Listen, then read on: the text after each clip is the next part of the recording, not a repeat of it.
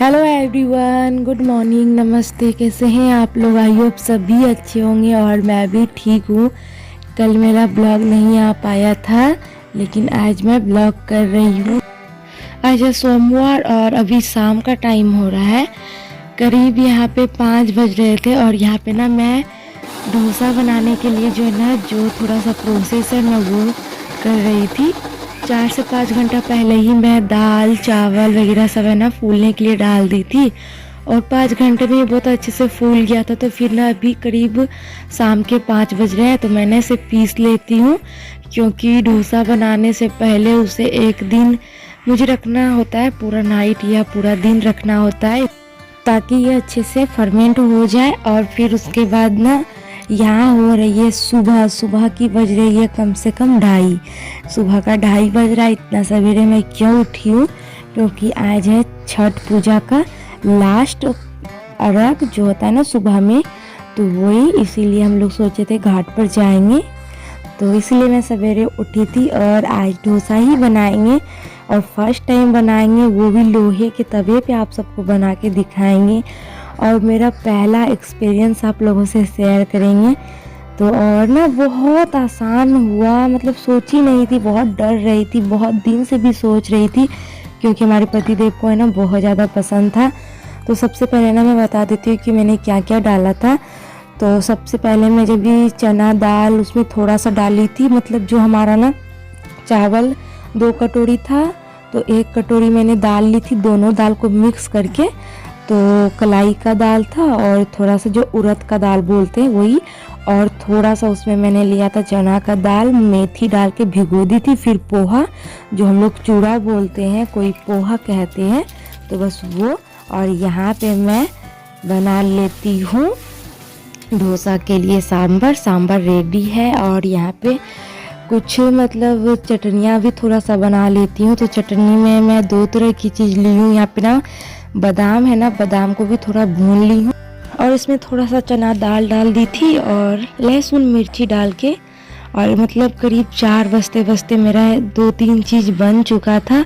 और फिर क्योंकि सुबह वाला अर्घ पड़ता है ना, तो हम लोग अभी ही निकलने वाले हैं, तो मैं थोड़ा सा रेडी हो गई हूँ और आराध्या को भी रेडी कर दी हूँ। आराध्या के पापा अभी नहा रहे थे, तो वो भी फिर अभी रेडी होंगे, फिर हम लोग निकलेंगे, फिर वहाँ से आएंगे छठ घाट से, तो फिर मैं बनाऊंगी डोसा। और पता है बहुत ज़्यादा मैं हैप्पी थी, क्योंकि इतना अच्छा सारा डोसा बन रहा था ना। आप भी तो बोल दीजिए हेलो, बोल दो गुड मॉर्निंग। अच्छा से जोर से बोलेगी कि आवाज आएगा कि सुन लिया ना, बहरा है ये। बहरा थोड़ी है। बोल दो हेलो गुड मॉर्निंग, हम सब घूमू जा रहे हैं। बोलो छठ घाट पे हम लोग घूमू जा रहे हैं। बोल दो जा रहे हैं। लिपि चिट्टू लगाइए ना, हम भी लगाएंगे। और फिर अभी हम लोग ना मतलब छठ घाट पे आ गए थे, करीब 6 बज चुका था और करीब 6 बजे ना सूर्य उदय भी हो जाती है। तो हमारे सूर्य भगवान भी आ चुके थे, जिसे उगते हुए जो सुबह में है ना उगते हुए सूर्य को अर्घ दिया जाता है छठ पूजा के दिन। तो आज है लास्ट छठ पूजा, तो हम लोग यहाँ पे आए हुए थे और हसबैंड जी आराध्या लोग अर्घ देंगे यहाँ पर, और ना बस पूजा पाठ करेंगे। फिर उसके बाद हम लोग घर के लिए निकलेंगे। यहाँ का नज़ारा बहुत प्यारा लग रहा था और मॉर्निंग का टाइम था ना, तो और ज़्यादा अच्छा लग रहा था, क्योंकि और यहाँ पे तालाब पर हम लोग आए थे, मतलब छोटा सा तालाब है, छोटा बोलिए या बड़ा सा ही है तालाब। तो यहाँ पे ना जो है ना माता रानी वगैरह का प्रतिमा जो यहीं पे विसर्जित भी होता है, बहुत प्यारा लग रहा था। देख सकते हैं, मैं आपको पूरा व्यू दिखाऊंगी यहाँ का। और अभी आराध्या के पापा और आराध्या देख सकते हैं नीचे उतरे हुए हैं, ये लोग अर्घ देने के लिए नीचे गए हुए हैं। और ना मैं बहुत मिस कर रही थी अपने वहाँ का छठ मायके का, क्योंकि वहाँ पे ना मैं जाती हूँ तो मुझे वहाँ पे बहुत ज़्यादा अच्छा लगता है, क्योंकि सारा चीज़ करना वरना, लेकिन अभी वहाँ तो हो ही नहीं रहा था, तो फिर भी बहुत ज़्यादा मिस कर रही थी, क्योंकि अपना घर में जो होता है ना तो वो कुछ बात ही अलग सा हो जाता है। और फिर यहाँ पे अर्घ वगैरह हम लोगों का हो चुका था। करीब हम लोग 1-1.5 घंटा यहाँ पे रुके थे। बहुत अच्छा लग रहा था यहाँ का व्यू। और फिर हम लोग यहाँ से लास्ट वीडियो बना करके निकल पड़े थे घर के लिए। और करीब 8 बज गई थी हम लोगों को घर जाते जाते। और जो चावल दाल वगैरह मैं पीस के रखी थी ना, तो वो करीब शाम में 5 बजे पीस कर रखी थी। और अभी दूसरा दिन हो रहा है, तो अभी हम लोग यहाँ से जाएंगे और फिर यही नाश्ता में बनाएंगे डोसा, सांभर, चटनी। और अभी तो मुझे और कुछ बनाना है। मतलब अच्छा खासा टाइम मुझे लग गया था, लेकिन ना मैं सांभर घर पर बना के गई थी सुबह ही, ताकि ना छठ घाट से आके ज़्यादा टाइम ना लगे, फटाफट से सिर्फ डोसा बनाना पड़े। और डोसा का मसाला भी बनाएंगे हम। तो सिंपल डोसा भी हमारे पति देव को इतना ज़्यादा पसंद है ना, और मुझे मार्केट वाली बिल्कुल भी पसंद नहीं आती है। इसलिए क्योंकि उसमें ना आप लोग देखते होंगे, हम जब भी मार्केट जाते तो ये खाते, मुझे नहीं पसंद आता है। और यहाँ पे आराध्या को चाहिए थी बैलून, इसके पापा बैलून दिला दिए। और फिर हम लोग घर आ गए थे। तो बहुत कुछ खाने पीने का भी वहाँ था, ब्रेड वगैरह था, बहुत कुछ मिल रहा था। और जगह जगह ना फ्री वाली चाय भी मिल रही थी। तो मैं तो चाय पीती नहीं हूँ, और हस्बैंड जी को बोली थी कि पी लीजिए, तो इन्होंने कहा कि नहीं, हम नहीं पियेंगे, हम घर पे ही जाके पियेंगे। तो ये ना फ्री वाली चीज़ वगैरह में ना ये नहीं है कि आप पी लेंगे कर लेंगे, वो सब इनका ये नहीं है।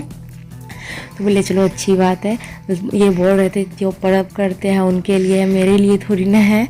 और फिर उसके बाद यहाँ पे मैं मसाला तैयार कर रही थी डोसा के लिए। जो मैं ना आलू थोड़ा उबाल ली, वहाँ से आई तब जाके आलू उबाली, आलू छील ली, कुछ इसमें मसाला, सूखा मसाला मैं डाली हूँ और प्याज वगैरह करके डाल दी थी।